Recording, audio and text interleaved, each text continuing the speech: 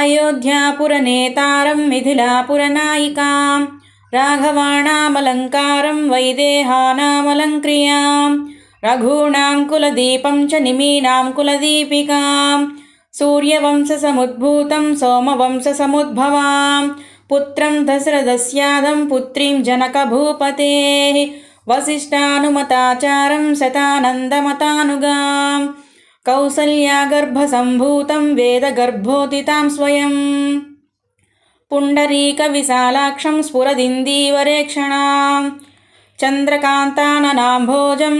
चन्द्रबिम्बोपमाननां मत्तमातङ्गगमनं मत्तहंसवधूगतां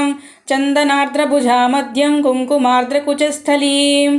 चापालङ्कृतहस्ताब्जं पद्मालङ्कृतपाणिकां शरणागतगोप्तारं प्रणिपातप्रसादिकां कालमेघनिभं रामं कार्तस्वरसमप्रभां दिव्यसिंहासनासीनं दिव्यसृग्वस्त्रभूषणाम् अनुक्षणं कटाक्षाभ्याम् अन्योन्येक्षणकाङ्क्षिणौ अन्योन्यसदृशाकारौ त्रैलोक्यगृहदम्पती इमौ युमां प्रणम्याहं भुजाम्यद्य कृतार्थताम् अनेन स्तौति यः स्तुत्यं रामं सीतां च भक्तितः तस्य तौ तनुतां पुण्याः सम्पदः सकलार्धदाः एवं श्रीरामचन्द्रस्य जानक्याश्च विशेषतः कृतं हनुमता पुण्यं स्तोत्रं सद्यो विमुक्तिदं यः पठेत् प्रातरुत्थाय सर्वान् कामान् अवाप्नुयात्